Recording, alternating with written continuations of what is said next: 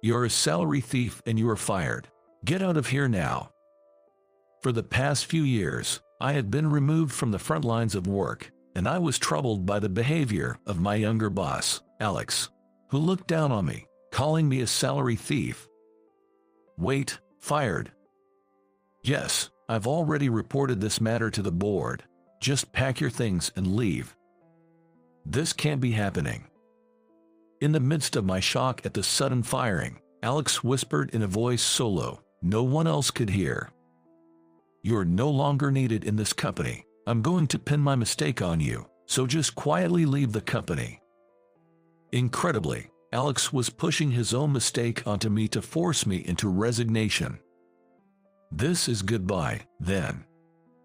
With no energy left to fight, I left the company. When I got home and told my beloved wife about being fired, she surprised me by smiling and nodding, saying, "Thank you for quitting." Knowing the reason for her words, I felt proud of my wife and was reminded of a certain initial aspiration. My name is Mark. I'm a 45-year-old company employee. I married my college sweetheart, Jessica, when we were 25, and we've been together for 20 years. We haven't been blessed with children, but we live happily together. After graduating from college, my wife, Jessica, landed a job at a major manufacturer, but she resigned to stay at home and support me upon our marriage. She was beautiful and academically excellent, apparently ranking at the top among her peers in her company's personnel evaluation. I honestly thought it was a waste for her to quit her job, but she seemed to have no regrets, laughing it off. I don't have anything special I want to do, so I decided I want to support and cheer you on with all my might as you passionately pursue what you want to do. But it seems like a waste for someone as talented as you to just settle down at home. Not at all. There are plenty of people who can replace me. There was never a job that only I could do. But I was happy to have her at home, but I kept pressing, worried she might get bored with that life. However, my worries seemed unfounded, as she was always cheerful. I've made up my mind, or what? Don't you want a homemaker as your wife? Of course I do. I'm happy to have you when I come back. All right, I'll work hard to cook delicious meals for you. For 20 years since then, my wife has kept our home clean, prepared breakfast, lunch, and dinner, and continued to make delicious meals every day. With my wife's wholehearted devotion, my occupation, in turn, is that of a game creator. I've loved games since I was a child, spending all day playing games, even skipping sleep. Eventually, I wanted to try my hand at game development, which has brought me to where I am today. After graduating from college, I joined a major game development company, and around the time I got married, one of my projects was approved for the first time, and I was busy leading the project. Back then, pulling all-nighters was the norm, and I lived a life of just coming home for a shower and a change of clothes, which worried my wife enough to become a homemaker. Perhaps thanks to my wife's devoted support, a turning point came for me a few years after our marriage. Tom, a friend from college, asked me if I wanted to start a company together. Tom had joined a rival company, and we would occasionally catch up over drinks. The proposition to start a business came out of the blue during one of these drinking sessions. "Hey Mark, how about we start a mobile game development company together?" A game development company. Your games sell really well, but the rights belong to the company, right? Doesn't that frustrate you? Well, I'm satisfied just being allowed to make games I like. I've never even thought about starting a business. At that moment, I hadn't considered entrepreneurship at all and was taken aback, stumbling over my words. "You're too naive. You have the talent, so why not use that to do what you want, make money, and make Jessica happy?" "I don't have that kind of talent." "Then what about the huge success of the new game you supervised recently? Was that just a fluke?" "It wasn't just my effort alone." "Don't be so modest. Plus, As a salaried employee, there are so many restrictions, right? Don't you want to make games more freely? Tom's words struck a chord with me. Indeed, wanting to create games entirely my way was something that felt frustratingly difficult in my position as an employee. More freedom. I indeed want that. Oh, are you getting into the idea? Can we really do it? It's not about whether we can or can't. We'll make it so we can. And so, we spent the night drinking and discussing the business plan until late. A year later, we each contributed $25,000 as capital and started a small company. Renting a room in an old apartment for our office, Tom took care of sales, planning, character design, and backgrounds, while I took on the overall game development, including scenario writing and programming, and the company got off the ground. In the year leading up to leaving our jobs, we diligently created mobile game apps, and 3 months after starting the business, we began distribution.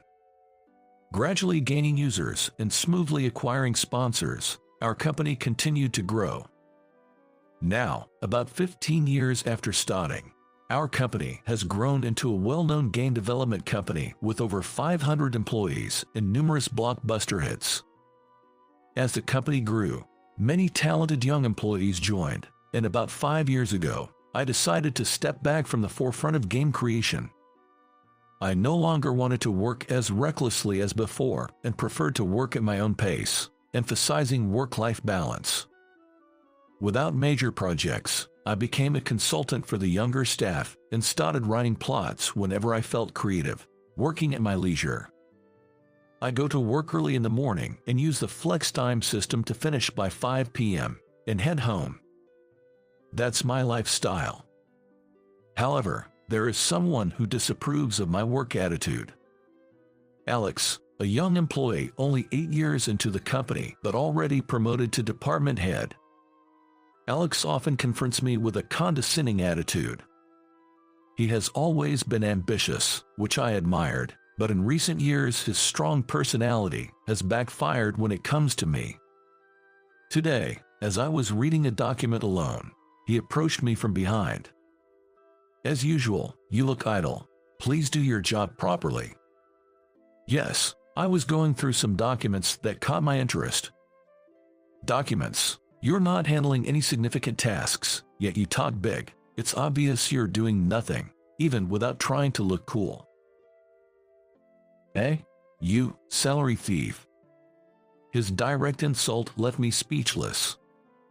Alex continued. Why don't you just retire? It's really a nuisance to everyone around here when you get paid without working. Wait, hold on. I do take care of necessary tasks. Huh? I don't want to hear excuses. People like you irritate me.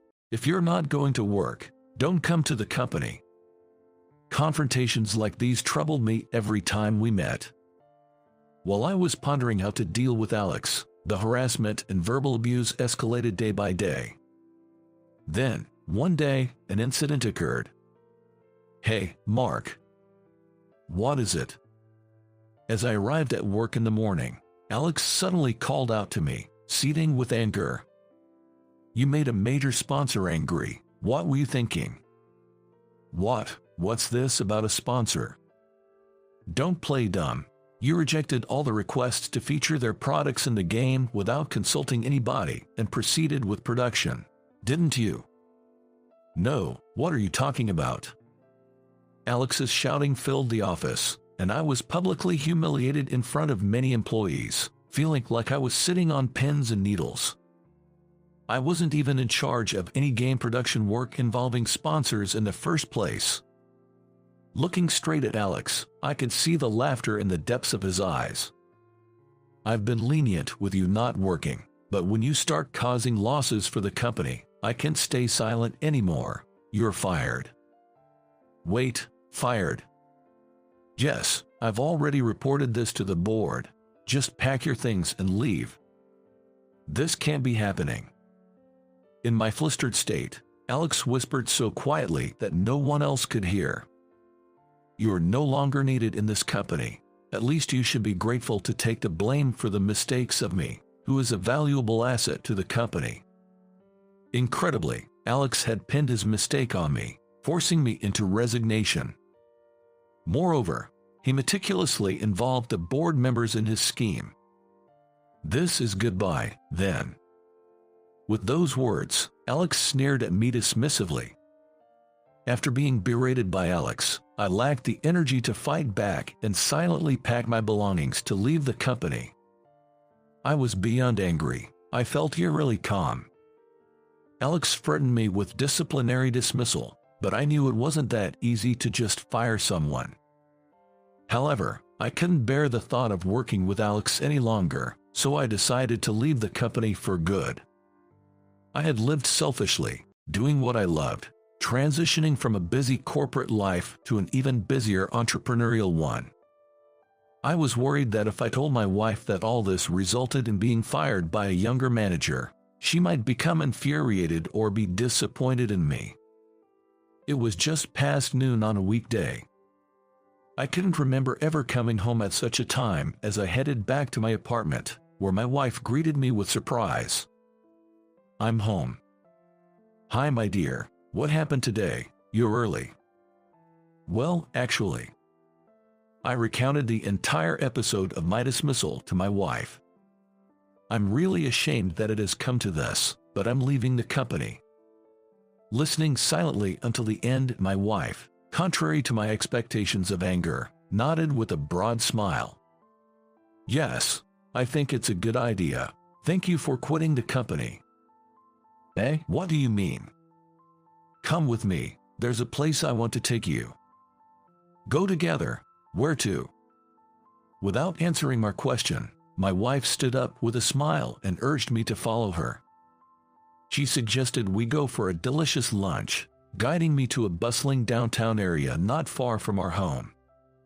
As we walked down the main street lined with office and fashion buildings, bustling with people, my wife was approached, greeted, and even asked for handshakes. "Are you Jessica? I'm a fan. I'm so thrilled to meet you." "Thank you. I came to this restaurant today because of your blog." "Really? That makes me happy." Confused by the unfolding events and seeing my wife becoming a celebrity, I stared at her in amazement. When the crowd thinned, my wife turned to me. Surprised. "Well, what's going on, Jessica? Are you a celebrity?"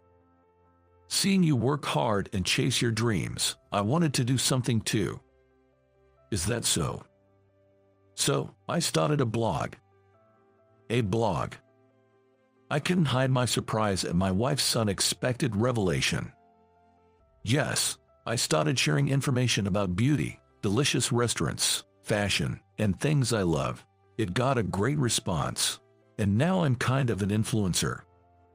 Saying that, my wife revealed the secret to me with a slightly embarrassed smile.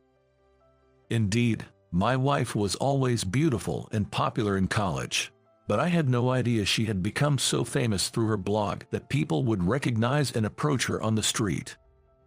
She explained that her blog had many readers, providing a decent income from advertising. "Do you despise me for keeping this a secret?"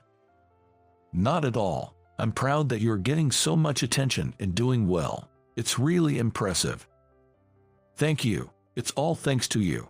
Thank you for giving me the chance to change. If you're quitting your job, I'd be happy if you supported me this time." Reminded by my wife's gentle words of gratitude, I recalled the feelings I had when we first started our company. Immersing myself in game development 20 years ago. Making a bold decision 15 years ago to pursue my dream of creating the games I wanted with Tom. That passion faded as the company grew and I felt I had achieved creating all the games I wanted. But my wife's words reignited a strong desire not just as a game creator, but as a founding member to grow the company even further. Indeed, many talented young employees have joined the company, but I felt that the work had become routine and less innovative, making it less interesting. This growing concern about the company's current state led me to reach out to Tom, my co-founder. Tom shared his concerns that the mobile game development industry was becoming saturated with competitors, highlighting the need for more innovative content to ensure the company's future. As a result of our discussion, Tom and I decided to hold a shareholders meeting. On the day of the shareholders meeting, I visited the conference room of the company I had left, wearing a suit for the first time in a while. Among a few familiar faces, I also saw Alex, which inwardly made me sigh. Apparently, he had been buying company shares and was attending this general meeting as well. Trying to avoid being noticed by Alex, I attempted to slip past the entrance, but Alex quickly spotted me and approached with a smirk. "Hey, Mark. Feeling lonely after getting fired?" "Alex, you seem to be doing well as always." I responded lightly, which seemed to irritate him as he then began to insult me. "What business does a fired employee like you have here? You should leave. Hanging around here out of lingering attachment is just embarrassing." "I assure you, there's no need to worry about that." "Shut up and just leave. Don't give me any backtalk and get out of here." Ignoring Alex's persistent provocation, I entered the venue and waited for the shareholders meeting to begin. Soon after, the host took the stage, and the meeting started. Tom, the president, took the chair and made the opening statement. Afterward, the meeting progressed, and it was time for the Q&A session with the shareholders. When I raised my hand, Alex, who had followed me to the adjacent seat and had been pestering me, surprisingly tried to stop me. "Come on, don't raise your hand. It's embarrassing. Silent shareholders like you should just keep quiet. You're disrupting the proceedings." Ignoring Alex's heckling, I caught the host's attention and was called upon. "Mark, thank you for joining us today. Please go ahead with your question." "My question is regarding the lack of new business development. With increasing personnel costs and other expenses, profits seem to be declining. What measures are being taken?" "Director, your response, please." The director, Joseph, looked at me, sweating and trembling, before responding. "As Mark rightly points out, we face many challenges in our future business plans. I need a straightforward answer. Are there any measures? Is the necessary personnel in place?" "Well, we will consider that." "It's too late for that, you know. Listen." I offered as many constructive suggestions as I could for the company's growth, which the management listened to with stiff faces. Alex watched the scene, baffled. "Therefore, we need new initiatives and a sales department. This requires flexible staff reassignments based on their abilities." We understood that. Unable to hold back, Alex interrupted the proceedings loudly. Wait a minute. Why does even Joseph let someone like him speak so arrogantly? Would you stop it, please?" The management on stage froze at Alex's words. "You idiot. Who are you to speak to him like that?" "I'm Alex, an employee here, and also a shareholder. But really, letting someone like him stay is an embarrassment to the company." "Did you say your name was Alex? Are you not aware of who he is?" "Of course, I do. He's the useless employee I fired." "Don't be ridiculous. This man is our company's founder and holds more than 50% of the shares. You will be fired right away if Mark utters just a little bit."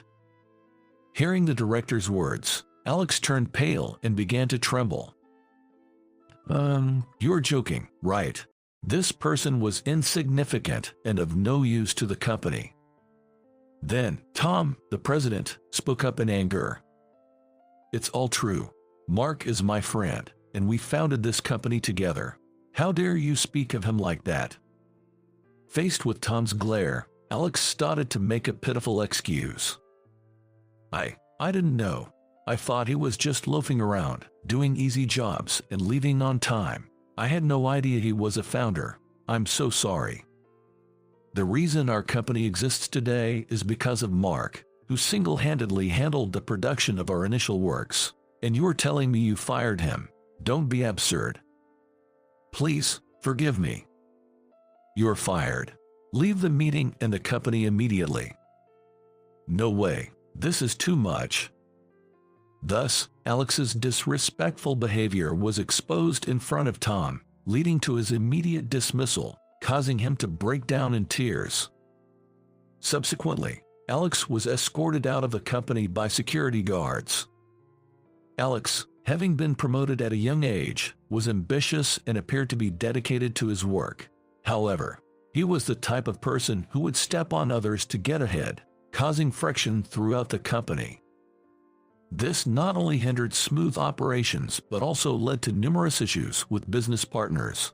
The company was contemplating how to address these issues when Alex's appalling behavior towards me came to light, resulting in Tom personally firing him. With Alex gone, employees who have been intimidated by his arrogant demeanor felt liberated to work more freely, leading to an improved workplace environment. As for me, I was persuaded by Tom and the board to return to the company. They were unaware of Alex's termination announcement to me, believing instead that I had left the company out of dissatisfaction. I apologized for leaving without explanation, driven by my emotions at the time, and expressed a desire to work in human resources upon my return, rather than game development. My experiences since founding the company have deeply impressed upon me the importance of people in an organization's success. The right talent selection and placement can propel a company's growth. My current goal is to ensure the company continues to develop by offering new value to many people. I find great satisfaction in my role in talent acquisition. Since taking on the HR role, I have focused on selecting individuals whose aspirations align with the company's vision, significantly reducing workplace conflicts. While I am occasionally asked to assist with game development, I decline all such requests. Although I might have accepted in the past, I now believe that dedicating myself fully to my chosen path yields better outcomes.